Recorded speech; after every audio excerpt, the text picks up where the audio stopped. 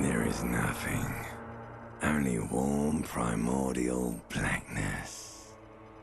Your conscious ferments in it. No larger than a single grain of malt. You don't have to do anything anymore. Ever. Never, ever. Never, ever, ever, baby. An inordinate amount of time passes. It is utterly void of struggle. No ex-wives are contained within it.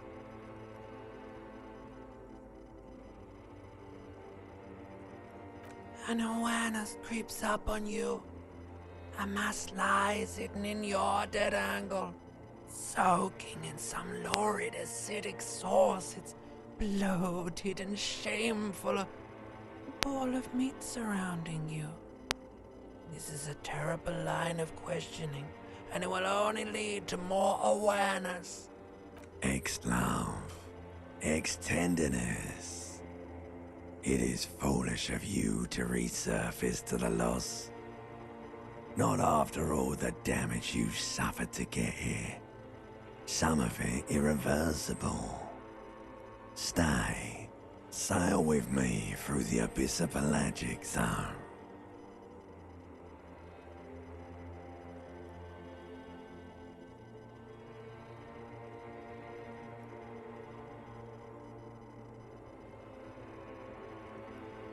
Do you really?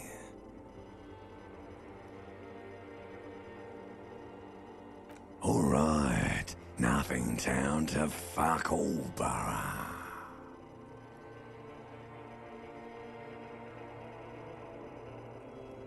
Not you. Your days of giving a shit and being that type of animal are over. Do you really? You wouldn't like it if I told you what was back there.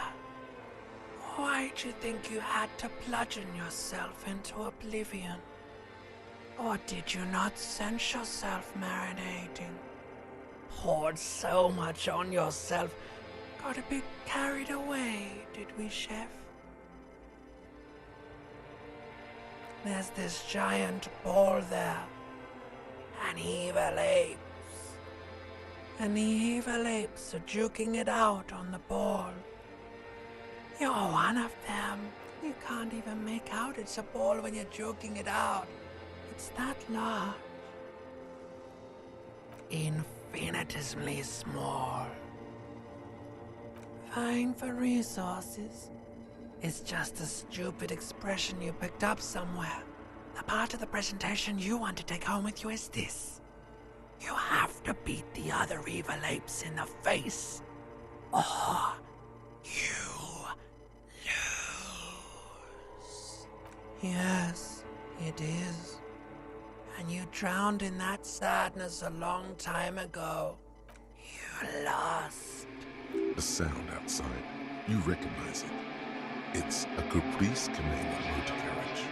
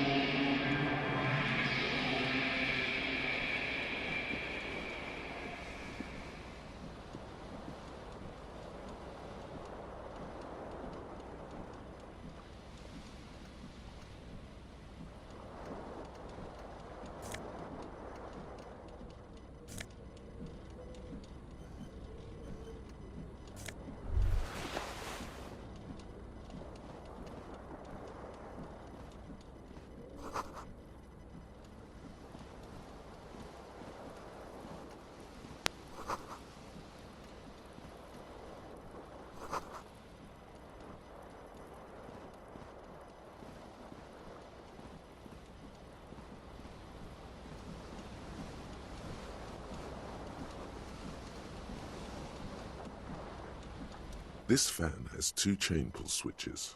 One ends in a tiny fan, the other in a light bulb.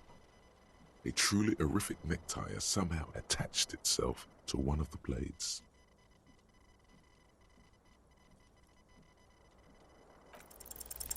You reach out to grab the tie, but what's this? Diffuse radiating chest pain. This is bad. Feels like sharp stones grinding in your chest and keeping you from moving for quite a long time. Still ongoing. Now is a good time to start worrying. Finally, the pressure recedes.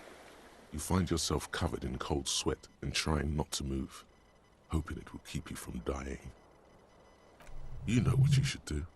You should stop the fan and then try again. It'll get easier. Do it if you want to die. The stabbing pain in your chest is telling you you're hanging by a thread here. The blades come squeaking to a halt. It should be easier to reach the tie now. You swoop up and catch the tie. Snap. It's released from the blade. What you have in your hand is a truly hideous necktie with 4 or 5 different patterns. The knot reminds you of a noose.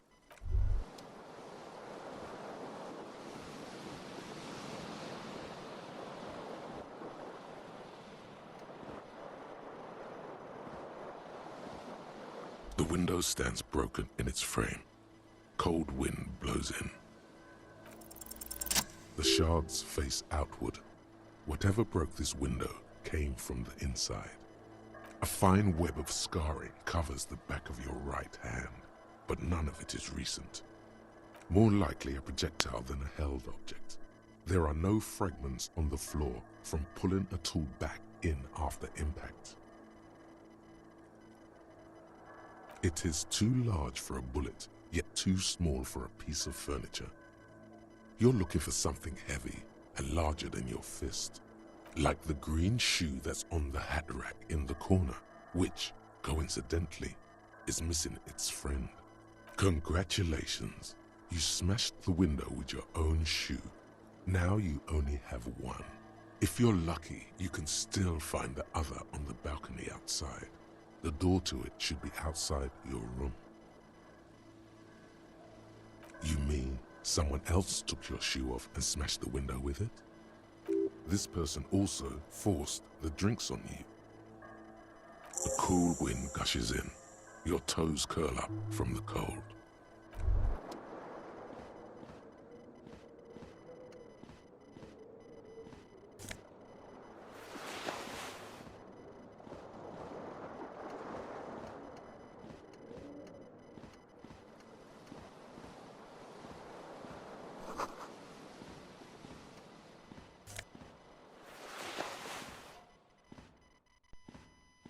A mirror hangs above a bent and broken sink. In a fierce discharge of masculine energy, someone has ripped half the faucet off. Was this not the same Elon that founds empires and lays waste to cities? Virile, uncaring towards the little things? Probably not, no. Hot water sprays from the faucet's base, and steam covers the mirror. You cannot see yourself. Just a vague impression of a man. Suddenly, you realize you have no memory of the face that awaits you there, underneath the soft vapor. Really, all recollection of the person you are, the people in your life, and even the world you're in has drowned in a sea of blood alcohol. This was no mere night of drinking. It was a deluge of world-ending proportions. As you slowly reach your hand towards the surface of the mirror. Abort. You clearly have not thought this through. You won't like what you see there, and you will never unbecome it.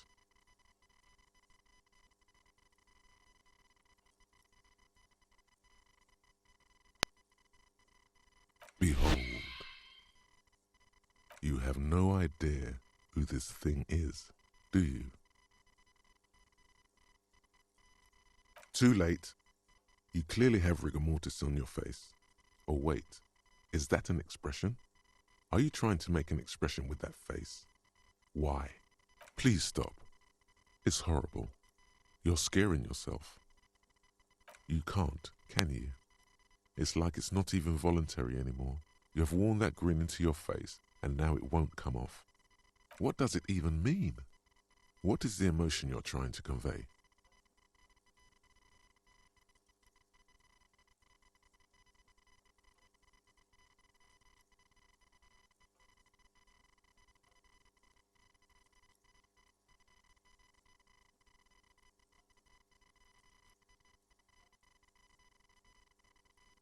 There might have been, 10 years ago.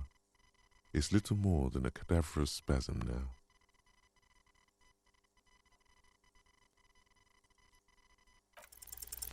It belongs in the new, the third decade of the current century.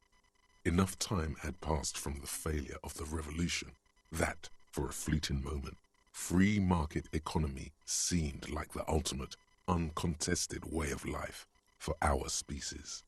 Things were good. It was smooth sailing. People made gold and champagne-tinted interiors and facades to suit the times, calling this the new style.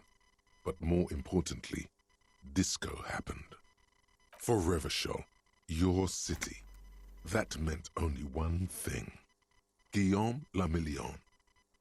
If it doesn't rhyme, you're not pronouncing it right. Out of the dazzling swirl of disco music, in an open-air boîte de nuit, somewhere in Revachol West, Guillaume's blonde mane appeared on the screen. He sang some bullshit.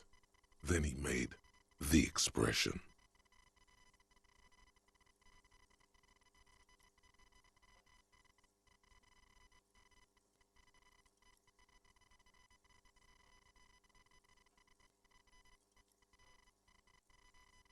You have some understanding of the near history of disco.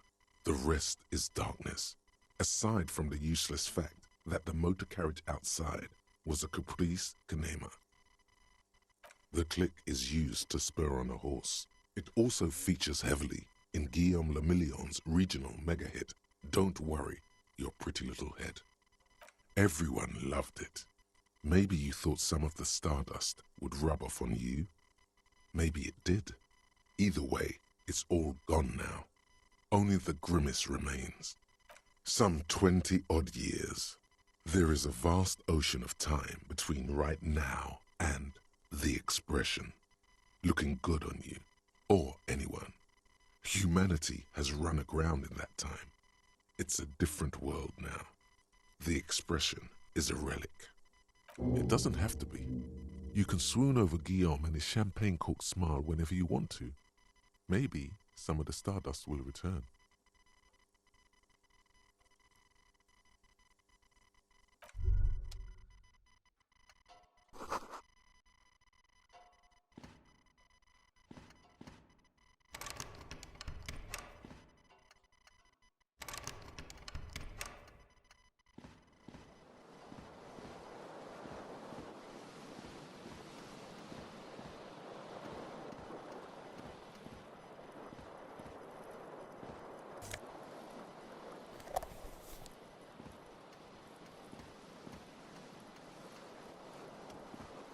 You hear a jingle. Keys are clinking in the pocket of your flare-cut pants. It says, whirling in rags, on the aluminium keyring. There is a single key on the ring. The number 1 is etched on it. It should open the door. The whirling in rags is a hostel cafeteria on the urban coast, frequented by dock workers.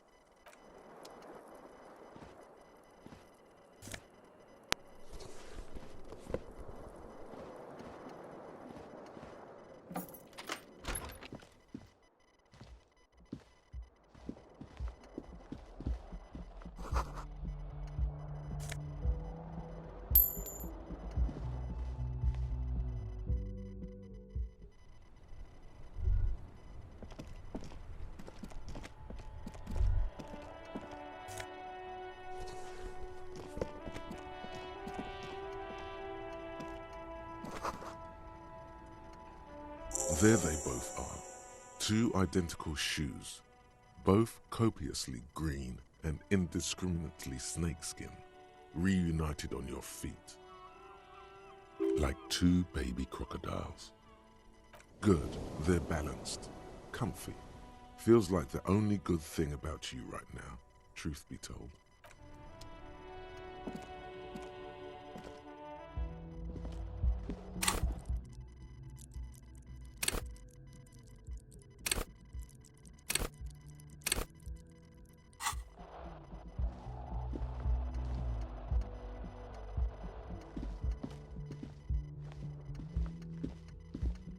Hello, officer. The young woman raises a cigarette to her lips. Her eyes are brown and her face is speckled with birthmarks. She can't be more than 28. A silver jumpsuit falls off her like scale armor, sparkling. This is the sparkle of too many nights out on the city. No.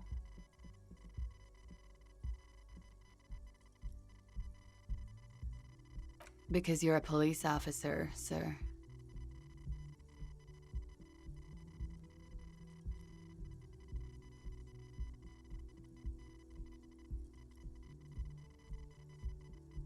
I'm not, unless you've been shitting us all this time. You've been here for 3 days, on official police business. No, I couldn't say. In truth, so far, mostly drinking. You have no doubt about the drinking, but do you strike yourself as a tight-lipped drunk? She must have heard something.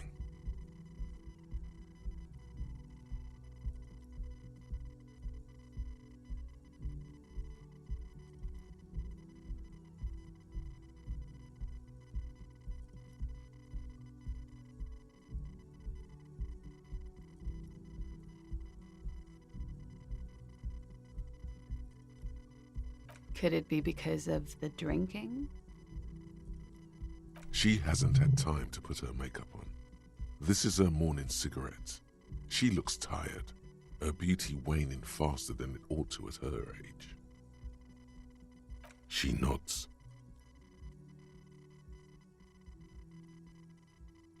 There's a mercenary out back. He's been hanged. The body has been there for a week now. The locals probably got tired of it and called the cops. I didn't mean to overwhelm you with information. You seem a bit lost, officer. Of course. Be careful, officer. They don't like the police around here. Something stirs in you as she's about to go. Call it an instinct, a need. The need to ask questions. It's like you said the words 1,000,000 times before. She looks back at you, a light glinting off her eyes. Yes?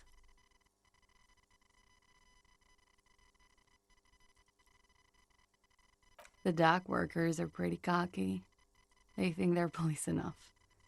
At least here on the coast. I can't say about the rest of the city. You're in a hostel, sir. We are in Revachol. Revachol is the disgraced former capital of the world, divided into zones of control under foreign occupation.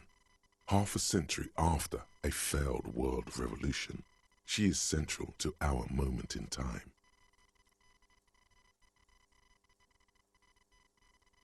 You sure look like you're from Revachol. Revachol parties. Her accent suggests she is not from around here. She's from Aranier, another part of the world. There was the usual ruckus. Loud disco music. I couldn't say. It's impossible to hear people speaking from over here. Oh, yes. Various artists. Ostentatious orchestration prime among them. Oh, that. Yeah. Whoa. The less said about OO, the better.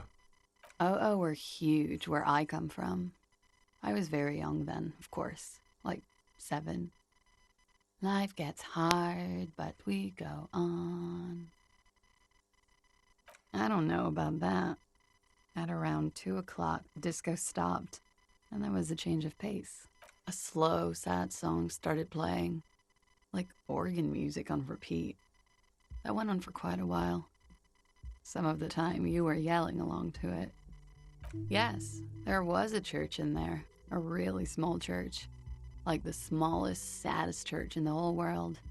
It was about that. And also, that it doesn't matter anymore and that we're alone now. It was difficult to tell. The song itself is very quiet and soft, but You sounded like a winded boar, sir. It was hard to understand what you were singing on top of it. Don't be. I was going out later anyway. It didn't bother me. Then you started screaming and trashed the place.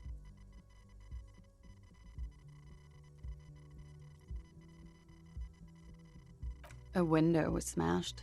The tape player, probably. The song stopped. And furniture, too. A real destructathon. There was screaming. Then I think you passed out. There was.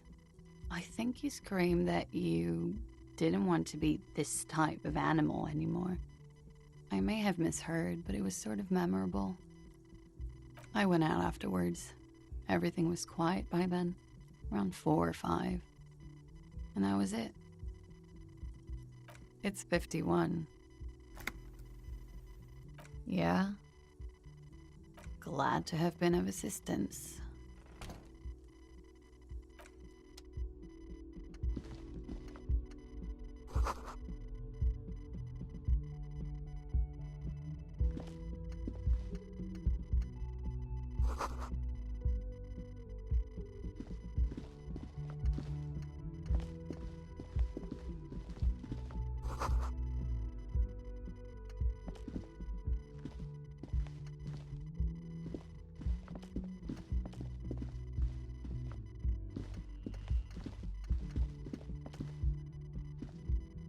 The door is closed.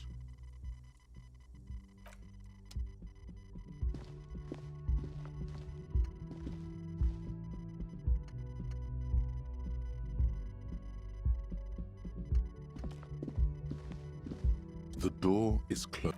There is no... You hear the shower being turned on somewhere inside.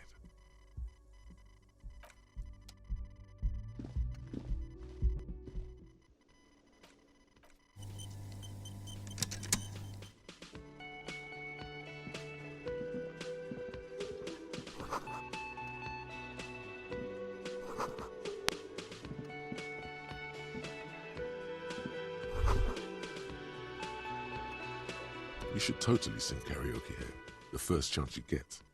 Your emotions need to be expressed.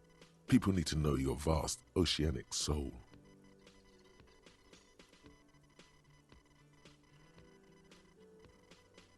Exactly. It's measured, leveled through a PA system by other people.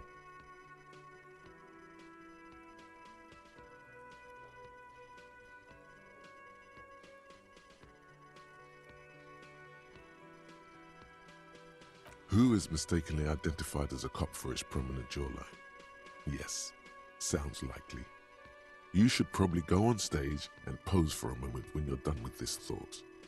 See if it works. You should sing the sad small church song from that tape you found. Thought it was obvious. No, don't sing the happy song. It's stupid. You would need another copy of the tape first, though. The one upstairs is destroyed.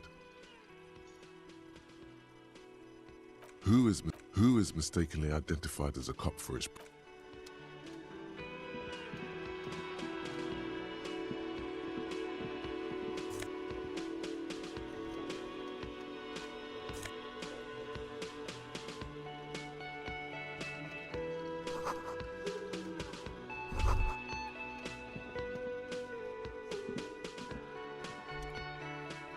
A man in his late 20s stands behind the counter.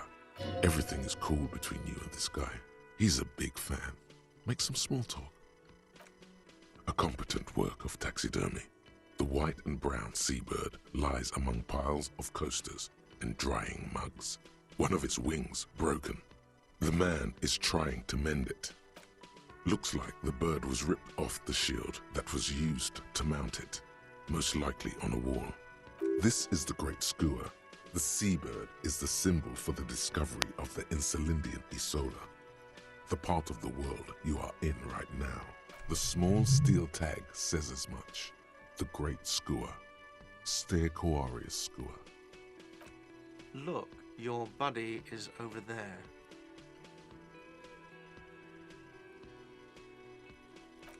Why don't you go and talk to him, okay? He pretends not to hear you, concentrating. No, I'm not the boss. He's very animated all of a sudden. This seems like a touchy subject. I have 3 cafeterias to manage.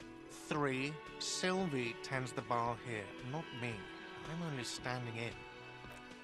She just, you know. His eyes dart from left to right. This man isn't lying, but he is hiding something. So now you're a cop. Oh, forget it. He's very animated all of it. That period of my life is over. I have 3 cafeterias to manage. She just... His eyes dart from left to right. This...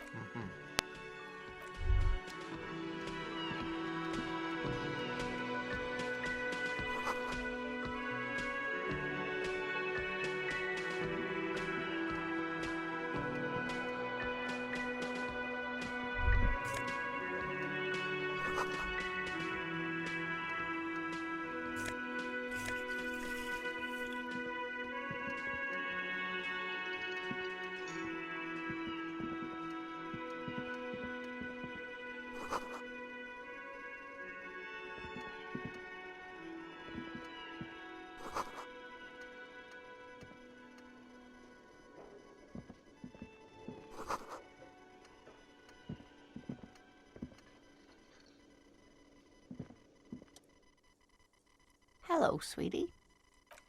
You shouldn't keep your colleague waiting.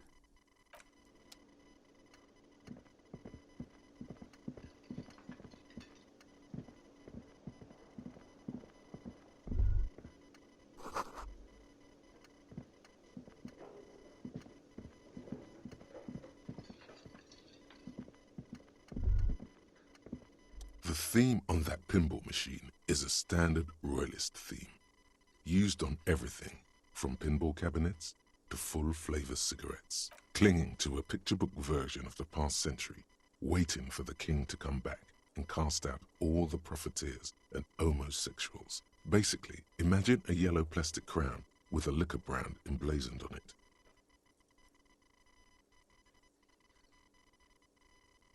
The contemporary period stands still. The fated carousel of progress that doomed the royalists is itself winding down. Our time is decelerating into what no one knows.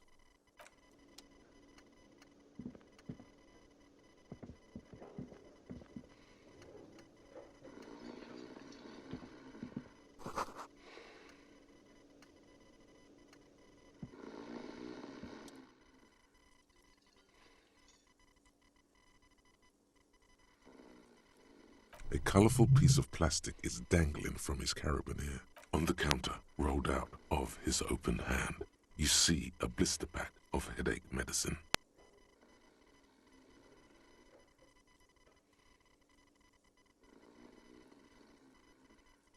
It's a dock worker's ID, doubling as a shift card and a job permit. A young, able-bodied man stares back at you from the photo. Santiago S. John.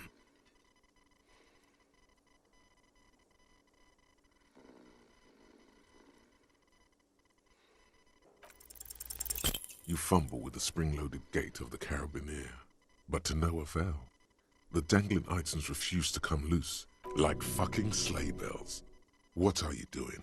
You're gonna get caught. Stop finger-fucking him, officer! I'm responsible for these oafs and their stuff! Even Sleepy there! Yes, sure. A criminal. The man does not mind. You probably need them more than he does. You've just picked up some magnesium. This item is stored in the bottom left corner of the screen above your character portrait. Use magnesium to heal your morale if you have morale damage.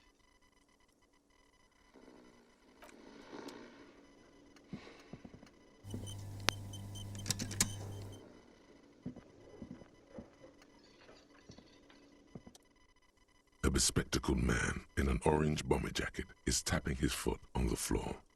Looks like he's waiting for someone. You. As you approach, he narrows his eyes and extends his hand in greeting. On the sleeve of his bomber jacket, as well as on its back, are the same enigmatic white rectangles as on your blazer. Hello, I'm Kim Kitsuragi, Lieutenant, Precinct 57. You must be from the 41st. You realize he's waiting for your name. Concentration makes you squint your eyes. Your name should be deep gold and orange, like a forest fire looming on the horizon, but mixed with the stench of liquor rising from your breath. You're 2 steps closer to it, but there are still many to go.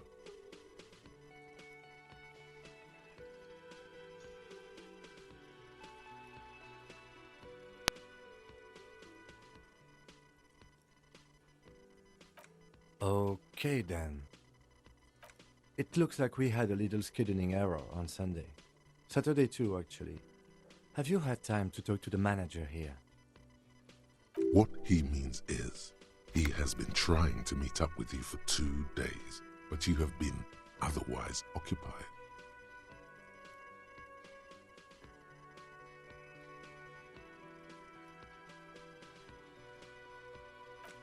If you don't mind, we should talk to him again. Ask him for a rundown of the area. Now that I'm here as well. I understand the scene is out back, right? It also wouldn't hurt to assure him the police are finally here. In full force, I mean. Have you mapped out the initial interviews?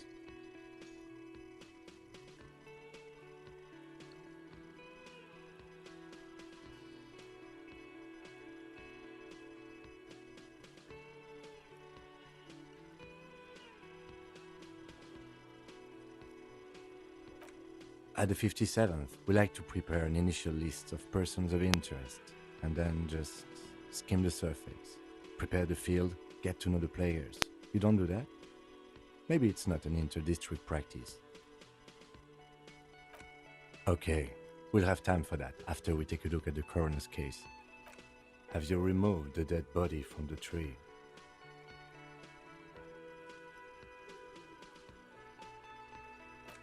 So, the body is still in the tree, where it has been hanging for 7 days straight. We should go there as soon as we are done talking to the owner.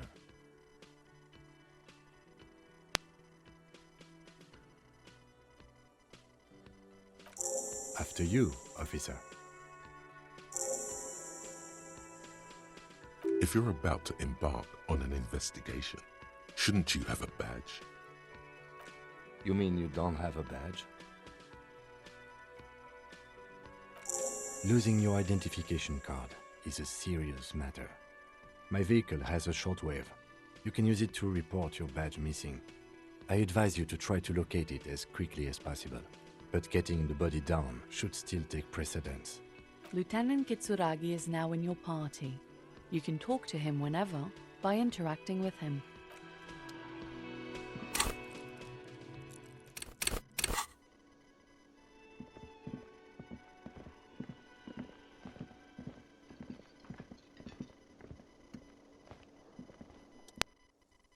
The man with the unimpressive beard notices you approaching.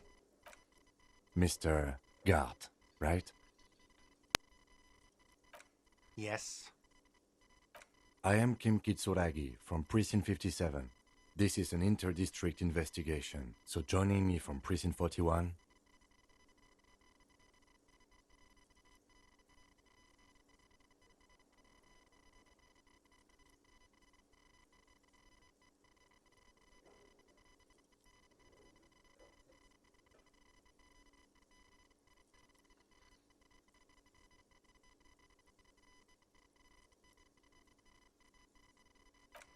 Fantastic.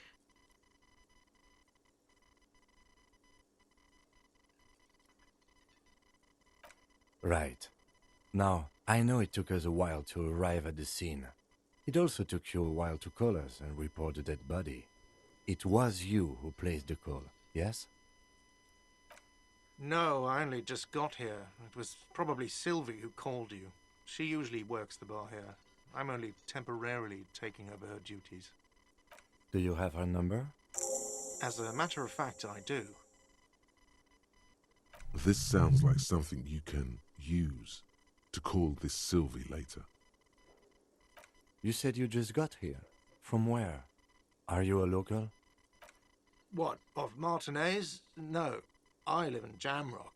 I only sometimes come here to keep an eye on the place. This is just one of the many, many cafeterias I manage. But you still know your way around, yes? In case we need directions. Yes, I know where some things are, but as I said, I don't live here. I just used to work here. And I'm not going to start working here again, if that's what you think. I didn't imply that. Detective. He probably means this is where you step in and ask your questions. His face expresses profound doubt in your having this. Ask him about the body's location before asking if he killed him. People give up information in the more innocuous questions, which you can later use in the more sinister ones, not vice versa. Behind this building, there's a courtyard. They hoisted him up on a tree there. That's easy. See that door there? First you exit through that. Then, to your right, you should see a big hole in the fence. A really big one. You can get to the courtyard through there. No need for the keys. The hole is big enough for the Franco-Nigerian cavalry to fit through. This man means the heavy cavalry of the innocents Franco-Negro, sweeping over the plains and nations of the enemies of mankind. 5th century style. Unified currency and the concept of cool came in their wake. They wore lamella and carried guns. But first and foremost, Franco-Nigerian heavy cavalry was really, really wide. That hole in the fence must be enormous. Haven't you asked me that already? What is it with you and this woman? She has nothing to do with this. Okay, you got me. She went away because of the dead body out back. And because I asked for her number. That's why Sylvie went away. I hope you appreciate that. Thank you.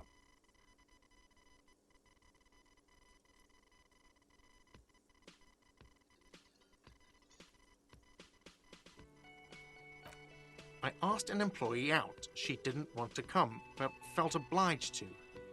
It was a bad idea. Now, what is so goddamn fascinating about that for you? It's got nothing to do with the lynching.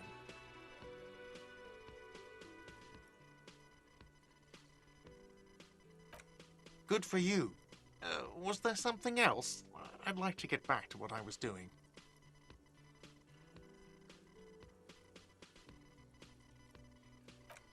I don't know who... This is it. He said they hoisted him up on a tree. Who is this they, if he doesn't know? Oh, people are saying it was the union dock workers, that it was a lynching. The locals, the customers, the people who eat here, a lot of dock workers eat here. Sylvie told me everyone knows the dock workers did it. Did the debarders themselves tell her this, or is it a rumor? I don't really know. You'll have to ask her. I would suppose it's because they have nothing better to do. You mean the strike? Yes, the strike. The man they hanged was a security guard for the harbour company, I hear. A mercenary. The unionistas probably thought they'd send a message. The lieutenant turns the page in the little notebook he's been scribbling in. Let's go. Not so fast. You owe me 130 real.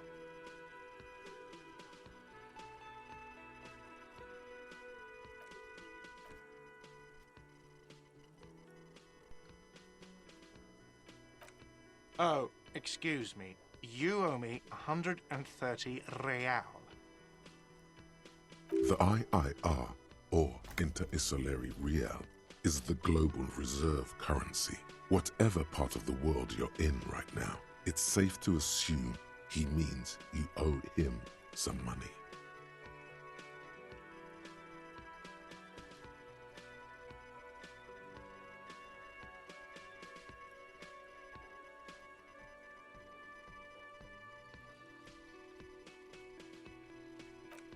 No, you don't owe me street cred. You owe me money. You owe this establishment 130 real.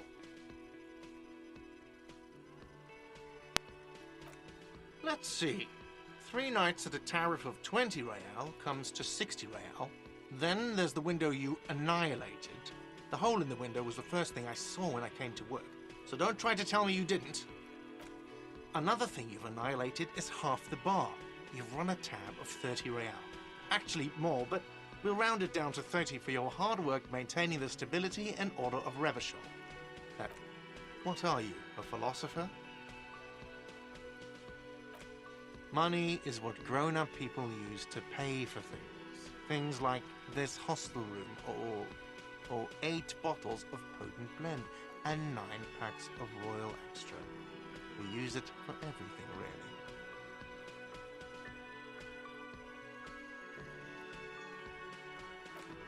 Yes, it is.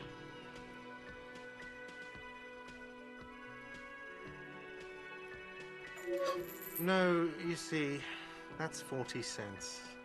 Cents are a form of currency 100 times smaller than the real. I'm not even going to take this. Come back when you have 130 real. Yes. The cafeteria manager, isn't it evil? The order of magnitude between what is asked of a person and what they have.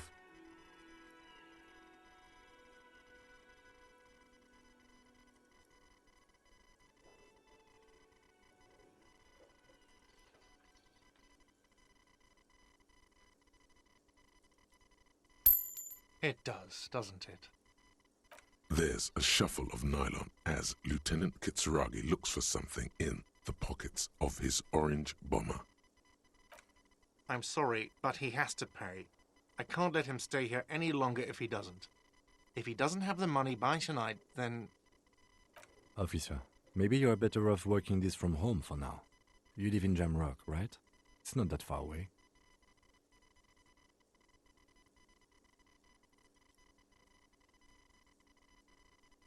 Officer, you really need to take this up with your station.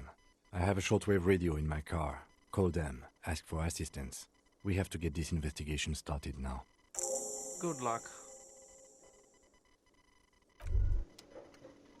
By the way, where is home?